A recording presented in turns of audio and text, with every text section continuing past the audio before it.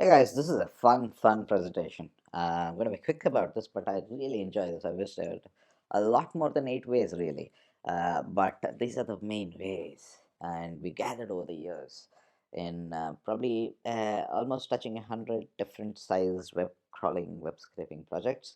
And here are the common themes. Okay, 8 ways web servers can tell your web crawler apart from humans.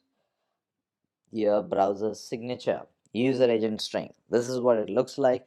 If you look at it here, each browser and each request passes, every browser in this world passes something called a user agent string, which is a header string which identifies the kind of browser it is, whether it's, you can see here Mozilla and Chrome. This is basically Chrome on Windows, right?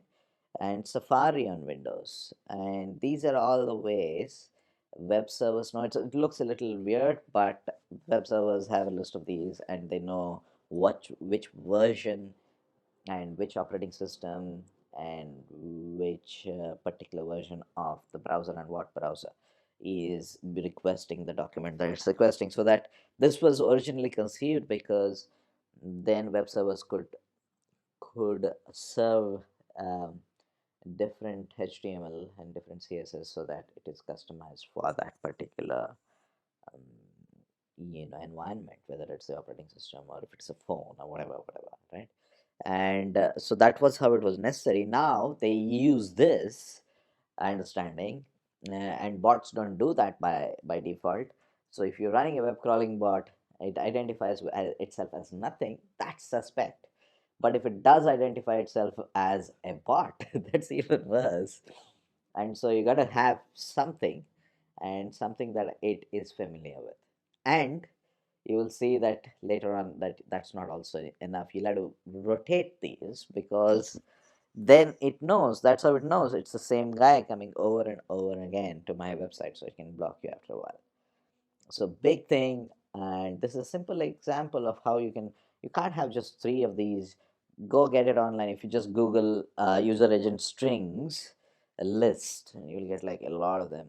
Take the latest ones, put in about at least 100 of these into this function, whether it's this function this is PHP, I think. You can change it into Python, whatever. It's a pretty simple random function out of an array, and make the array as big as possible, and then you can get going. Yeah, second way they can tell you that you are um, not human is the IP address remains the same, and so it gets blocked.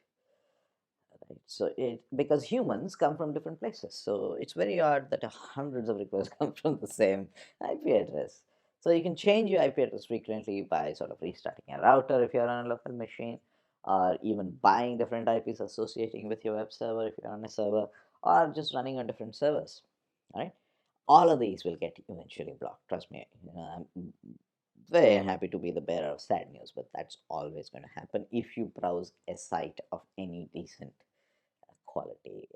Most of them are expecting it. It's all inbuilt into the algorithms anyway. So what you need, the only way really out of all this, is having a rotating proxy service like Proxies API.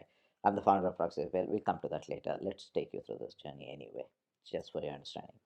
So change your IP to a proxy, but don't change your browser's identity. That's another way. So even if you do this, suppose that you change your IPs, but if you actually look at the web server logs, somehow 300 different locations across the world are coming from the same browser signature. That's odd, right? So the solution is you will have better results when you rotate both. So you got to rotate proxies and you got to rotate the browsers that's being used. Now you're confusing the web server. Are you?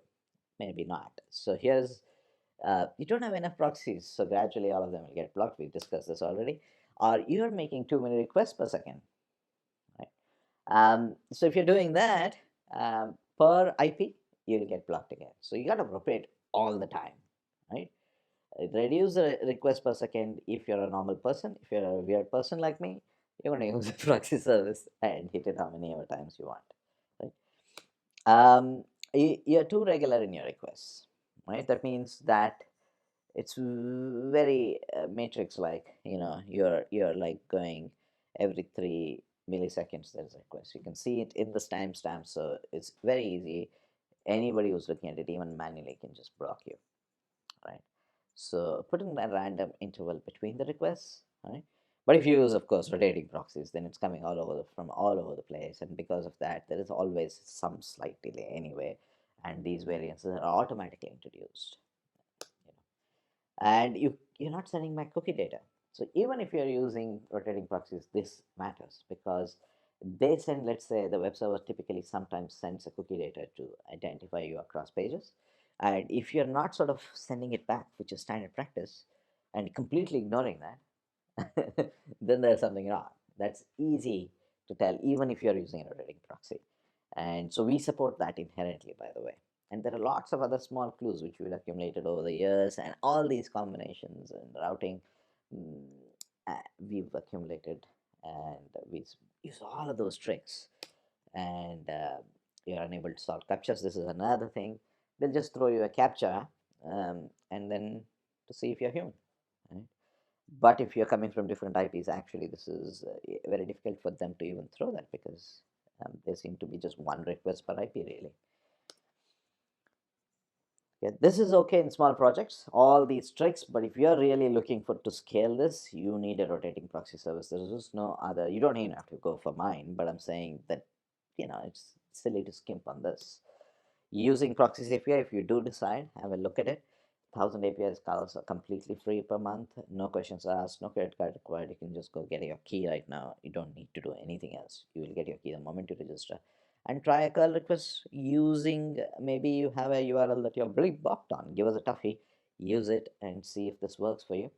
And if not, just do try other stuff, and hopefully that should be enough in most cases if you don't want to really do thousands of these requests per day in a regular basis. Then you're fine doing putting some measures in and you'll be fine, to be honest. Thank you guys.